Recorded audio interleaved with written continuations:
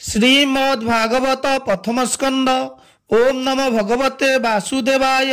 नारायण नमस्कृत्य नरोचव्यं नरोत्तम देवीं सरस्वतीं व्यास ततो जय मुदीरयेत्।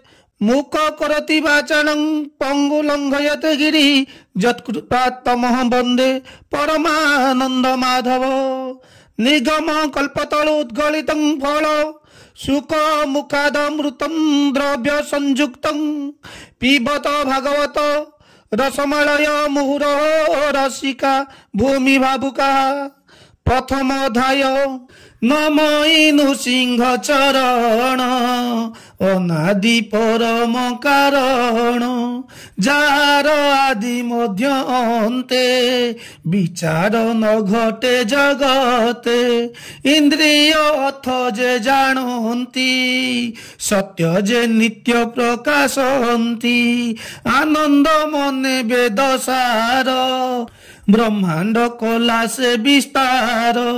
मूर्तिका विकार जे मंत जल अनले सुजंती रूप अरूप स्थिति तीनी जहा जोगरे अनुमानी। स्वभावे नहे जे एमंत ए सांख्य योगींकर मत। आत्म प्रकाशे जन्म होई निरते कुहुक बोलाई। सत्य परमानंद हरि जहा भाविले भवुतरी। तार चरणे नित्य ध्यान करी तरंती सूर्य जन। से हरि पाद हृदय धरी प्रबंधे गीत नाद करी। अशेष जगत रहिते बंदई दास जगन्नाथे। निर्मल मुनिकर मते हरिचरित भागवते। कोई भी अच्छी जेते गुण सुजन सावधाने शुण। कपट धर्म जार नाही स्वभावे पंडित बोलाई। से साधु जनकर धर्म माया बधित शुभ कर्म। जे धर्म जे हूँ अनुमानी ए संसार रे जेते ज्ञानी। तार विचारे वस्तु जेते कहिबा गुण एक चिते। लक्ष लक्ष जेते जानी बोध विचारे परमाणी। से वस्तु अच्छी जेते पूरी जा चिंतन्ति ब्रह्मचारी। श्रवण मात्रे मोक्ष पाई त्रिपाप मान क्षय जाई। हृदय बसाई तक्षण अनादि प्रभु नारायण।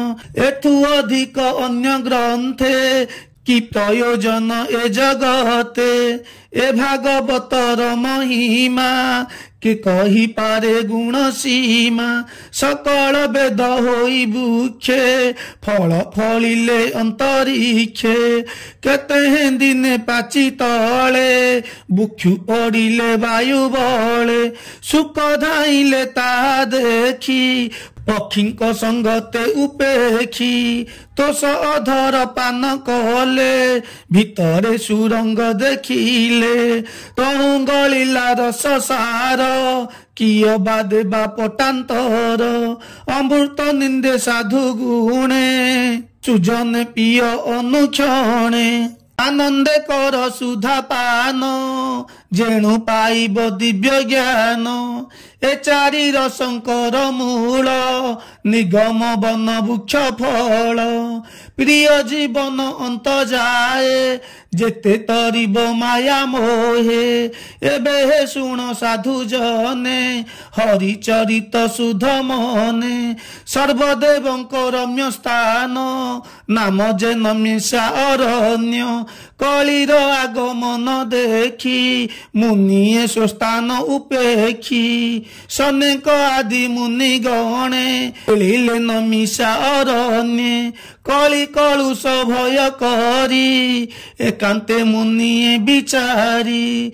संकल्प करी एक तुले समस्ते यज्ञ आरंभिले जानिले शुभे सर्व दीक्षा स्वर्गाप गर्भे कले इच्छा सकाले मिली प्रात काले कर्म साधिले ज्ञान बले सुत मुनि को मध्य करी सकाले बसिले आबोरी सकल मुनि शुद्ध मने कहती अमृत वचने ऋषय उच्च भूसुत शुण सावधान तोर महिमा अनुमान सर्व पुराण इतिहास शुणिबु ताहारी संभाष संसार धर्म शास्त्र जेते सबु गोचर तुम्भ तते व्यास मुनि शिष्य तुम्भे एकता लभे जानू आम्भे पूर्वे जे थिले ब्रह्म मुनि तांक बदनु अछु शुणी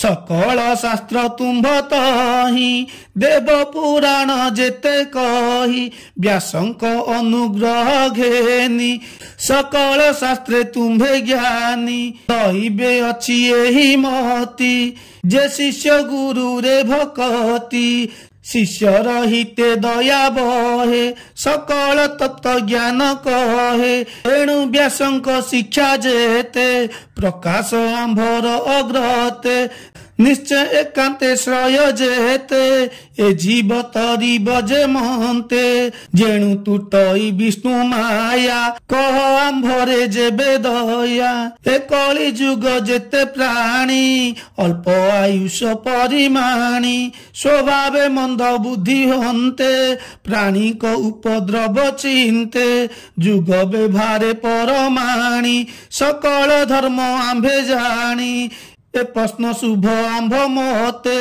सार उधरी तुम्भ चिते कह के मंत प्राणी कर ए घोर मायारु निस्तार जेणे प्रसन्न होई हरि ए जीव आत्मारु उधरी तुम्भे ए प्रश्न जोग बले प्रकाश कर मोहि तले कृपय जन जगन्नाथ देवकी उदरे संभूत से हेतु कह शुद्ध चिते आंभ पचारु जन हिते घोर संसारे प्राणी पड़ी आत्मा निस्तार पथ हुड़ी जार नाम उच्चारिले संकटु तरी जानती भले जा भबु जीवते जहरे से हरि नाम शुणी डरे जार शरणे आस करी पवन हन्ते ब्रह्मचारी शुद्ध करंती सर्वजने गंगा जेसने स्नान पाने जार जस